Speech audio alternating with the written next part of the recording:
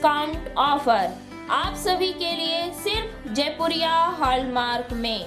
हमारा पता है Jaipuria hallmark, B block, Shilpi plaza, Rewa. Mobile number 9425390209, 8962213670। New year discount offer में आप सभी रीवा वासियों के लिए सभी तरह के हॉलमार्क जेवर की बनवाई 0 से 5% में प्राप्त करें। न्यू ईयर डिस्काउंट ऑफर सीमित अवधि के लिए T&A अप्लाई। एक बार हमारे यहाँ आकर इस अवसर का लाभ अवश्य लें। हमारा पता एक बार फिर नोट कर लें। Jaipuria hallmark, B block, Shilpi plaza, Rewa. Mobile number 9425390209, 9862213670।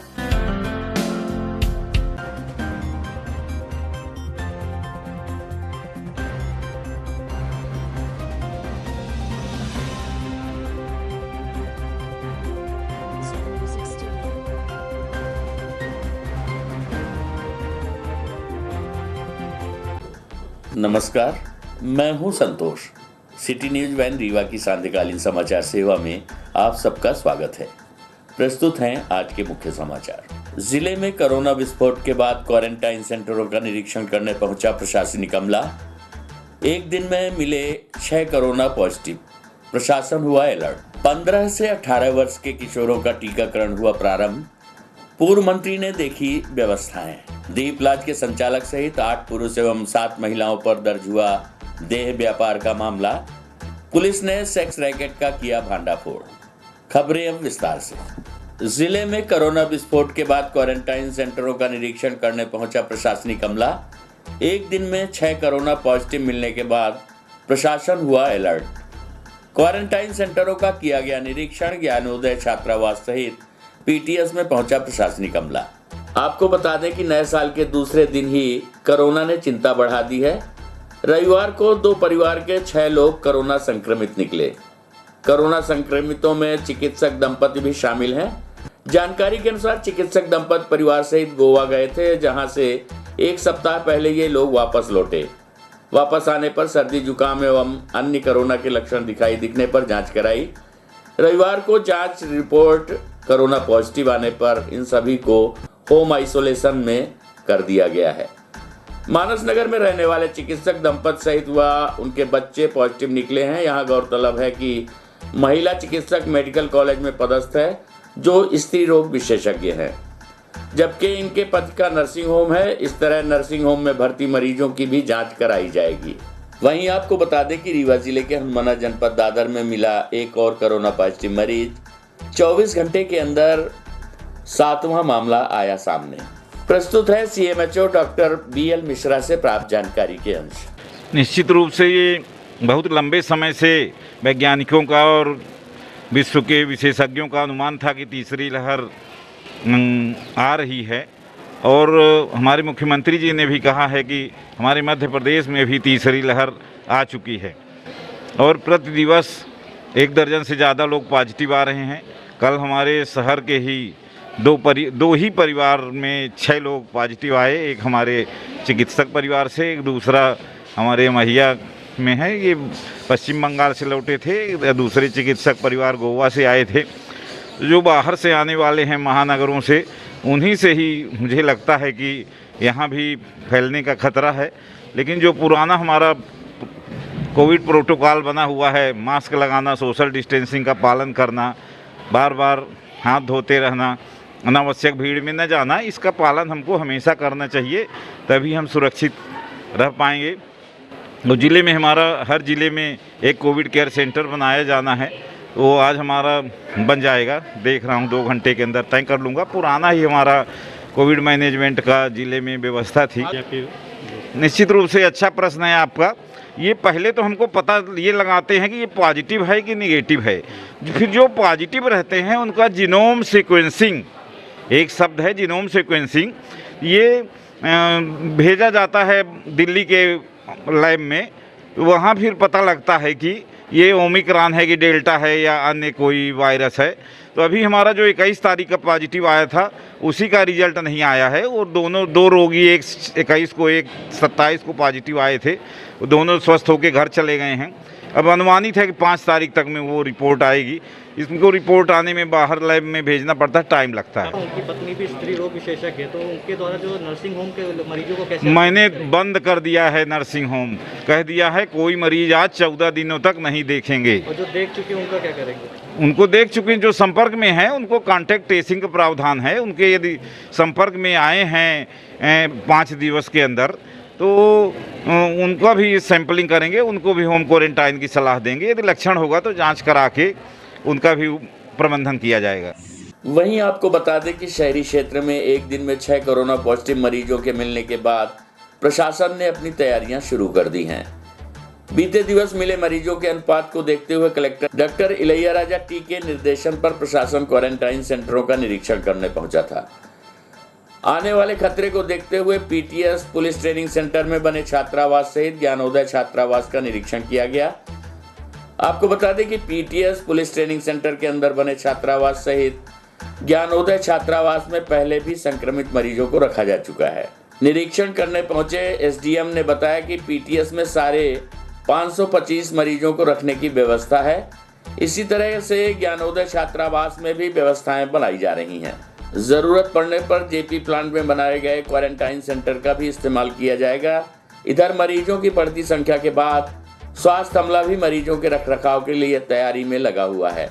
इस दौरान एसडीएम अनुराग तिवारी एवं नायब तहसीलदार यतीश शुक्ला के द्वारा विभिन्न क्वारंटाइन सेंटरों का निरीक्षण किया गया। आइए सुनते हैं एसडीएम अनुराग तिवारी से प्राप्त जानकारी के अंश। ये अभी कोविड की जो वेव्स के लिए तैयारियां की जा रही हैं।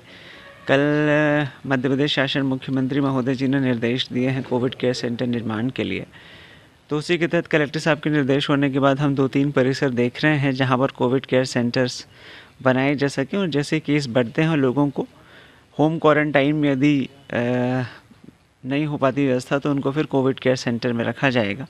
उसके लिए अभी परिसरों का निरीक्षण किया गया है और कलेक्टर साहब को फाइनलाइज करके हम बताएंगे कि कहाँ पर व्यवस्थाएं दुरुस्त हैं जहाँ पर लोगों को रखा जा सके। लगभग कितनी व्यवस्था, कितने लोग की संख्या की व्यवस्था एक है लक्ष्य? अब पिछला जो अनुभव है उस हिसाब से तो हम लोग सोच रहे हैं कि कम से कम 150, 200, 250 इस हिसाब से, मतलब अभी एक परिसर देखा है और भी दूसरे परिसर यदि आवश्यकता पड़ेगी तो उनको भी हम देख के और फिर चेक करके, हाँ, ज्ञानोदय स्कूल चेक किया है, अभी पीटीएस देख रहे हैं, तो जहाँ पर व्यवस्थाएँ दुरुस्त होंगी वहाँ पर रखने के लिए प्रबंध करेंगे। जीपी में भी सर पिछली बार बड़ा सेंटर बनाया गया था तो उसको भी उनसे बात चल रही है। अब किशोरों के स्वास्थ्य को किया जाएगा सुरक्षित। जिले में आज से 15 से 18 वर्ष वाले किशोरों का टीकाकरण का महाअभियान प्रारंभ। जिले में आज से 1,72,000 से अधिक किशोर एवं किशोरियों को लगेंगे टीके। आपको बता दें कि Rewa collector doctor Ilaiyaraaja T ने 15 से 18 साल के किशोरों के टीकाकरण के लिए निर्देश जारी किए हैं। शासकीय एवं अशासकीय विद्यालयों में स्वास्थ्य विभाग ने बनाई है व्यवस्था। अभियान के पहले दिन जिले को 80,000 टीकाकरण का लक्ष्य दिया गया है, जिसके लिए 277 केंद्र बनाए गए हैं। वहीं अगर शहर की बात की जाए तो 30,000 टीकाकरण का लक्ष्य रखा गया है। इसके लिए कुल 40 केंद्र बनाए गए हैं। इसी के तहत आज केंद्रीय विद्यालय क्रमांक 1 में पूर्व मंत्री एवं वर्तमान रीवा विधायक राजेंद्र शुक्ल के मुख्य आतिथ्य में 15 से 18 वर्ष के किशोरों के कोविड टीकाकरण की शुरुआत की गई। इस दौरान पूर्व मंत्री ने विद्यालय में चल रहे शिविर का निरीक्षण किया तथा बच्चों को स्वल्पाहार भी वितरित किया। आपको बता दें कि इस दौरान प्रिकॉशन डोज के बारे में भी चर्चा की गई, जो 9 जनवरी से प्रारंभ होगी। इसमें कोविड वैक्सीनेशन के सेकेंड डोज के बाद 9 महीने अथवा 39 सप्ताह पूरा करने वाले फ्रंटलाइन हेल्पलाइन वर्कर एवं बुजुर्गों को प्रिकॉशन डोज दी जाएगी। इस दौरान कार्यक्रम में सीएमएचओ डॉक्टर बीएल मिश्रा, केंद्रीय विद्यालय क्रमांक 1 के प्राचार्य चंदन कोहली तथा डॉक्टर अर्पिता सिंह, डॉक्टर सुनील अवस्थी सहित शिक्षक एवं छात्रगण उपस्थित रहे। प्रस्तुत है पूर्व मंत्री राजेंद्र शुक्ल से प्राप्त जानकारी के अंश। किशोरों को वैक्सीनेशन चालू हो गया, किस तरह की व्यवस्थाएं हैं जिले में, किस तरह का? 15 वर्ष से 18 वर्ष के बच्चों में वैक्सीनेशन का कार्यक्रम आज से शुरू हुआ है और रीवा शहर में 40 स्कूलों में केंद्र बनाए गए हैं और पूरे ज़िले में 277 केंद्र बनाए गए हैं और 80,000 वैक्सीन लगाने का आज लक्ष्य है। टोटल किशोर जो आइडेंटिफाई हुए हैं इस उम्र के बीच के वो 1,72,000 हैं। तो इसका मतलब कि 80,000 यदि आज लग जाते हैं तो अपन ये मान सकते हैं कि लगभग 50% वैक्सीनेशन आज हो जाएगा और बाकी जो बचे हुए लोग हैं उनके लिए आने वाले 2-3 दिनों में उनका भी वैक्सीनेशन हो जाएगा। इसके साथ ही 10 तारीख से प्रिकॉशन डोज भी लगाने का योजना है, जिसमें जिन लोगों को सेकेंड डोज लगे हैं 18 से 60 वर्ष के बीच वालों को, उनका 9 महीने यदि पूरा हो गया तो जो हमारे फ्रंट लाइन वर्कर्स हैं हेल्थ के और तमाम तरह के वो लोग जो इसमें काम करते हैं उनको प्रिकॉशन डोज लगेगा 10 तारीख से, जिससे कि उनका वैक्सीनेशन और वो पूरी तरह से सुरक्षित रहें काम करने के लिए और लोगों की सेवा करने के लिए। शासकीय और प्राइवेट स्कूलों शासकीय और प्राइवेट स्कूल दोनों में केंद्र बने हैं और शहरी और ग्रामीण दोनों इलाकों में केंद्र बने हैं और प्राइवेट है स्कूल हो चाहे शासकीय हो, 80,000 लोगों को आज लग जाएगा। सेक्स रैकेट में शामिल 8 पुरुष व 7 महिलाओं सहित लाज संचालक पर दर्ज हुआ देह व्यापार का मामला। शहर के दीपलाज में संचालित हो रहा था सेक्स रैकेट।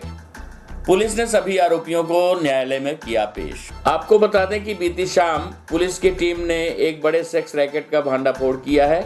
शहर के सिटी कोतवाली थाना क्षेत्र स्थित होटल दीपलाज में देर शाम पुलिस की टीम ने अचानक दबिश दे दी।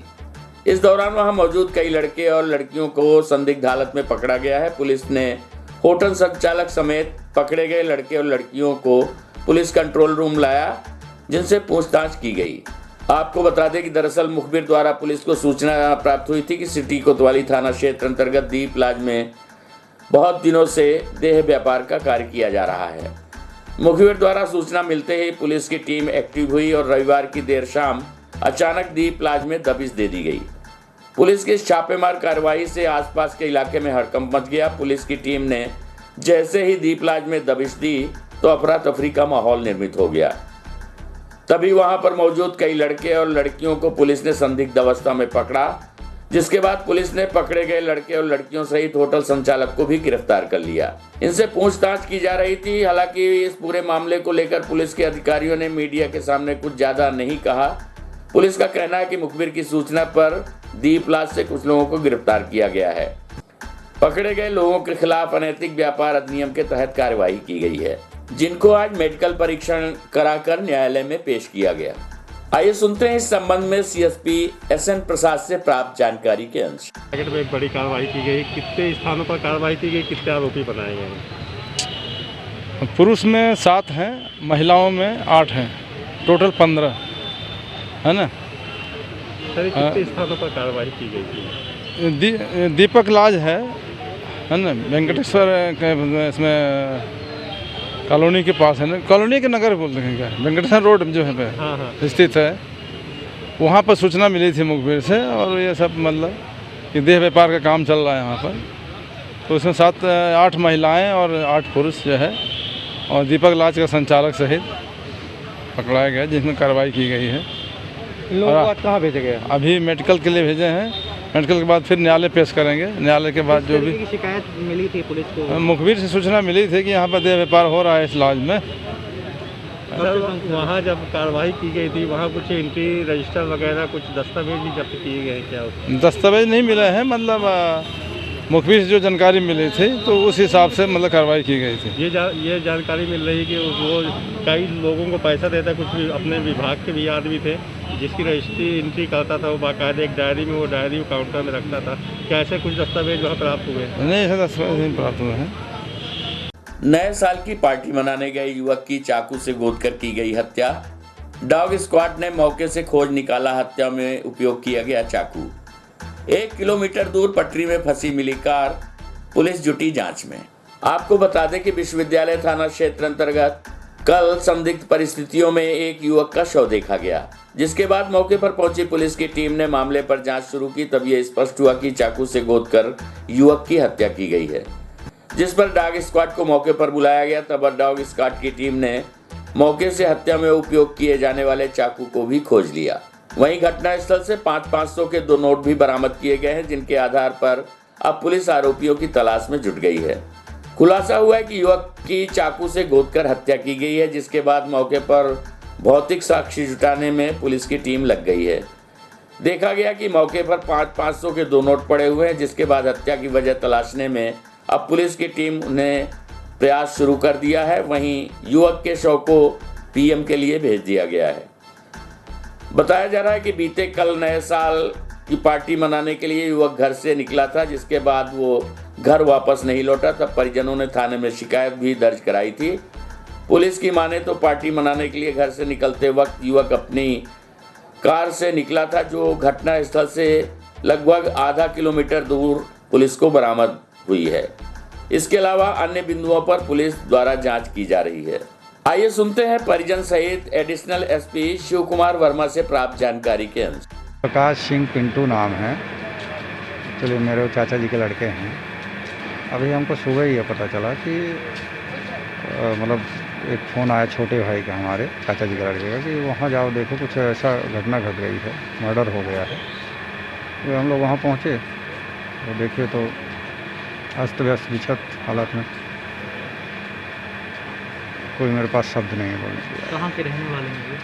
हम लोग बेसिकली बघवार के हैं और गायत्री नगर में भी वो छोटा भाई का घर बना हुआ था, वहीं वो रहते हैं। क्या काम क्या करते थे? कब से गए? नहीं, एक्चुअली में कल वो गांव गए थे। फिर पता चलती है कि वो रात में लगभग 7 साढ़े 7 बजे शाम को वहाँ से लौटे हैं। इसके बाद वो कहाँ थे क्या थे वो हमको नहीं मालूम, लेकिन लोगों उनके मित्र द्वारा बताया गया कि लगभग 10 बजे वो मेरे साथ थे। 10 साढ़े 10 बजे मेरे से अलग हुए हैं। अब फिर कहाँ, उसके बाद फिर किसी का पता नहीं। शाम रात तक उनकी वाइफ परेशान थी। सुबह देखा तो ये हाल। उनके काम ट्रक व्रक चलवाते थे, है ना। ट्रक हैं। नाम क्या था? प्रकाश सिंह पिंटू। पुलिस को अभी करीब 11 बजे के आसपास सूचना मिली थी विश्वविद्यालय पुलिस को कि ऐसा ऐसा एक शव पड़ा हुआ है। पुलिस ने आके मौके पे देखा, पतासाजी की, आसपास के लोगों से पूछताछ की। शव काफ़ी क्षतविक्षत था। उसको कुछ घरेलू चाकू से और उसके बाद पत्थर से सिर में चोट पहुंचाकर उसकी हत्या की गई है। और बाद में बहुत सारे लोगों के देखने के बाद और परिजनों को खबर मिली तो ये निकल के आया कि व्यक्ति का नाम प्रकाश और पिंटू है, जो गायत्री नगर कॉलोनी में अपनी पत्नी और एक बच्ची के साथ में किराए से रहता है। बगवार सीधी का रहने वाला है। एक ट्रक है इसके पास में जिसको ऑपरेट करता है। और जानकारी लगने पर पुलिस को पता लगा कि अपने एक मित्र के साथ में कल रात में इसने नव वर्ष की कुछ पार्टी वगैरह मनाई। वहाँ से निकला था ये गाड़ी लेके, i10 गाड़ी थी इसके पास। और इसके बाद यहाँ पर इसके साथ जो भी घटनाक्रम हुआ इसके बारे में पुलिस ने प्रकरण अपने संज्ञान में ले लिया है। पुलिस उसकी जाँच कर रही है, वैधानिक कार्रवाई की जाएगी। सुपर स्पेशलिटी हॉस्पिटल रीवा ने फिर रचा इतिहास। विंध्य क्षेत्र और सुपर स्पेशलिटी हॉस्पिटल रीवा की पहली VMB वैलून मेट्रल की साल के शुरुआत में ही 1 जनवरी को डॉक्टर SK त्रिपाठी ने वॉल्वोटॉमी सफलतापूर्वक किया संपन्न। आपको बता दें कि मरीज कंचन साकेत 26 साल की 11वीं में पढ़ने वाली छात्रा कुछ दिनों पहले सांस फूलने और जल्दी थक जाने की कंप्लेन से सुपर स्पेशलिटी हॉस्पिटल की OPD में आई थी। ECG और परीक्षण से एक वाल्व के सिकुड़े होने की संभावना पाई गई। मरीज का तुरंत इको करके ये पुष्टि की गई कि वाल्व अपने नॉर्मल साइज से बहुत ज़्यादा सिकुड़ चुका है। वाल्व सिकुड़ने का पता चलने के बाद मरीज को तुरंत भर्ती कराया गया और बैलून पद्धति से वाल्व को खोलने का प्लान किया गया। मरीज बहुत ही गरीब और आयुष्मान कार्ड धारक था, इसलिए आयुष्मान से प्रोसीजर के लिए रजिस्टर करके बैलून अरेंज किया गया। सारा हार्डवेयर अरेंज होने के बाद मरीज को कैथ लैब शिफ्ट किया गया। प्रोसीजर बहुत ही जटिल और कॉम्प्लिकेशंस था, लेकिन लंबी लिस्ट के कारण मन भी भयभीत था। लेकिन मरीज को पूरी तरह से ठीक करने की जो मन में ठानी तो डर जाता रहा। प्रोसीजर की सफलता में डॉक्टर प्रदीप और डॉक्टर लल्लन का सहयोग रहा। साथ ही कैथ टेक्नीशियन जयनारायण मिश्रा, सत्यम, मनीष और सुमन तथा हमारी सिस्टर्स की अहम भूमिका रही। मरीज के सांस फूलने और जल्दी थक जाने के कारण जो सिम्टम्स थे वो पूरी तरह से चले गए। विंध्य क्षेत्र में सिकुड़े हुए वाल्व के कई मरीज हैं जो कि इलाज के अभाव में अपनी जान गंवा बैठते हैं। ये प्रोसीजर स्टार्ट होने से सिकुड़े हुए वाल्व के मरीजों की जान बचाई जा सकेगी और उनकी क्वालिटी ऑफ लाइफ भी इम्प्रूव होगी। आइए सुनते हैं इस संबंध में डॉक्टर SK त्रिपाठी से प्राप्त जानकारी के अंश। नए वर्ष की शुरुआत में अभी एक नया प्रोसीजर स्टार्ट किया है। बहुत ही कॉम्प्लेक्स प्रोसीजर है, बहुत ही जटिल प्रोसीजर है कार्डियोलॉजी का। अपने विंध्य रीजन में सबसे पहले ये प्रोसीजर किया गया है। इसको बैलून मिट्रल वाल्वोटॉमी बोलते हैं, जिसका मतलब है बैलून की पद्धति से जो मिट्रल वाल्व होता है उसको ओपन किया जाता है। एक्चुअली में होता क्या है कि हार्ट की एक बीमारी होती है जिसको रूमेटिक हार्ट डिजीज़ बोलते हैं। उसमें सबसे ज़्यादा कॉमनली मिट्रल वाल्व इन्वॉल्व होता है, स्पेशली फीमेल्स में। और वो वाल्व जो है वो धीरे धीरे करके समय के साथ बहुत ज़्यादा सिकुड़ जाता है और उसके कारण ब्लड जो है वो हार्ट के मेन चैम्बर में ऊपर वाले चैम्बर से पहुंच नहीं पाता, जिसके कारण मरीज़ को बहुत ज़्यादा सांस फूलती है और थकान का अनुभव होता है। तो ऐसी एक मरीज मेरे पास OPD में 3-4 डेज़ पहले आई थी, जिनका नाम कंचन है। 26 ईयर ओल्ड फीमेल है, 11वीं क्लास की छात्रा है और लहुआ रीवा की रहने वाली हैं। तो मेरे पास आई, उन्होंने बोला डॉक्टर साहब मुझे बहुत ज़्यादा थकान हो जाती है, थोड़ा सा भी कुछ भी करती हूँ तो थक जाती हूँ, धड़कन बढ़ जाती है, सांस बहुत ज़्यादा फूल जाती है।